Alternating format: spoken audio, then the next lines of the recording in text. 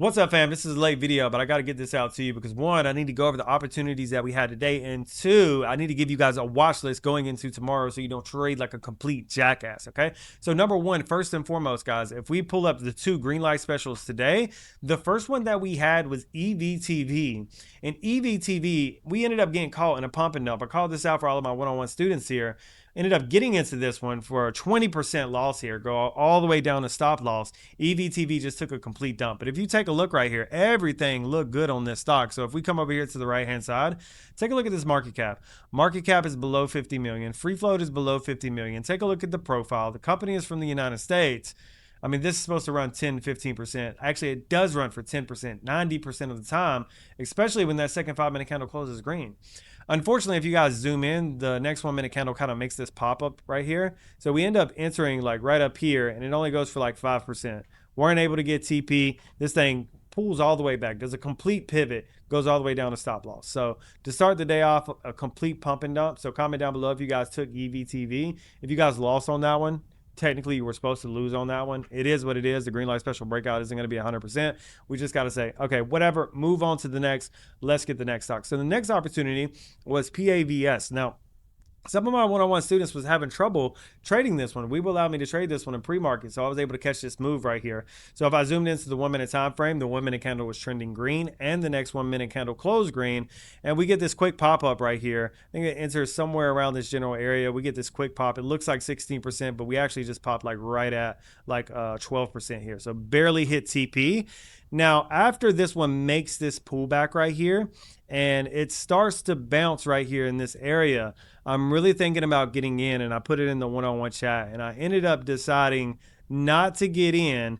And sure enough, as soon as I decided not to get in, actually it was right here around this area right here, 1010, because I was wanting it at the price of 272, and this thing kept hovering right above it. So I wanted it right in here, 1015, 1020, 1025. I had like an order at 272, and then this thing just would not come back to 272 to fill my order, and then as soon, boom, it makes an enormous pop. So for PAVS, I wanted to catch more because EVTV kind of pumped it up on us, and I knew, being that it broke out as a green light special and the next 5-minute candle closed green as well, that this one had a really good opportunity of running at least 15% from that 272 level. This thing ends up running for 47% before ultimately this one pulled back a big chunk as well. So PAVS, EVTV were the two green light specials today. EVTV was a complete loser. PAVS should have been a winner for 10, 15%, or if you went higher, ultimately you could have got more as well. Now, let's jump into the top gainers list, and we need to go through the after hour stocks, and let's take a look at what's running in the after hours. So let's first and foremost start off by disqualifying any stock that doesn't fit our criteria. We're looking for a market cap below 50 million. Also, free float needs to be below 50 million. For RDAC, that market cap is at 77 million, so we can completely throw that one away. Not looking at RDAC going into tomorrow morning.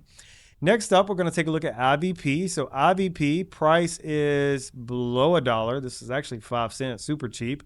Market cap is 1.8 million, super low. Free float is 38 million. That's decent. It's below 50 million, so it's playable. So now let's click on profile, and this company is from the United States. So pretty decent move here. If I hover my my cursor over the 5-minute candles, we can see the dollar volume. This is a custom indicator that I made for my students. Volume is decent on it. I mean, we got about $40,000 flowing through each 5-minute candle. It's got a decent amount of volume, but not that much. I mean, right now, this high right here is going to be around 6 cents. The game plan going into tomorrow, guys, is if this bad boy breaks out between 7 to 11 a.m. as a green light special, I would 100% take this one because it does fit the criteria of a green light special breakout, and it's from the United States. So make sure you keep IVP on watch tomorrow. The current high is 6, but I want to see what the current high is when I sit down at the computer at 7 a.m. It's got to break out between 7 to 11 a.m., okay? Now let's take a look at VMAR. Market cap, we can say, is super low at 1.2 million. Free float is at 3.2 million. So again, that's super low. Profile, this one's from Canada. So last time we had a green light special breakout from Canada, it was VERO, and it actually took a poop. We've only had 5 green light special breakouts from Canada since the month of August. So the chances of this one being a green light special breakout tomorrow is very low. However, if it does, more than likely, I'm not going to take this setup just because right now I'm still on the fence for stocks from Canada. Right now, technically, they're still profitable, but barely, and nowhere near as profitable as the United States and Chinese stocks. So if VMAR breaks out tomorrow, just because of the fact that it's from Canada and like the stats on the Canadian stocks for the green light special isn't great right now, I'm probably going to skip out on that one. I may make a last minute decision, but more than likely, about 90% likely, I'm not going to trade that one tomorrow. Okay. Be careful with that one. All right. You might want to take profits kind of quick on that one if you end up playing it. Definitely go for 10% instead of 15%. Now, next up is going to be LHAI. We take a look at the market cap, immediately disqualify that one. That's 181 million. Next up, we got VIVK. For a lot of people, they would be thinking, oh, this one's good. I could play this one. Take a look at the free float. The free float is 168 million. That's way too high. It is from the United States, but I'm not playing that. Well, free float's way too high. We got TSE right here. TSE, I mean, this is just no volume whatsoever. You got 104 share or $104 that float to this 5-minute candle. It's BS. TC, market cap is good. Free float is good on that one. Profile, this one's from China. Got to be super careful with this one. TC in after hours, it's up 9%, so it's not up that much. It would definitely have to make a bigger move going into pre-market tomorrow. You can definitely keep this one on watch. It's a Chinese stock. It's definitely going to move a lot faster, but those Chinese stocks are very profitable when it's a green light special breakout. So I'll put it on watch going into tomorrow. It's definitely going to need some more volume though, for sure. I mean, even this little pop right here is only $16,000. So not much volume. We'll have to see what that one does in the morning. Let's move on. We went over that one. TSE, UGRO.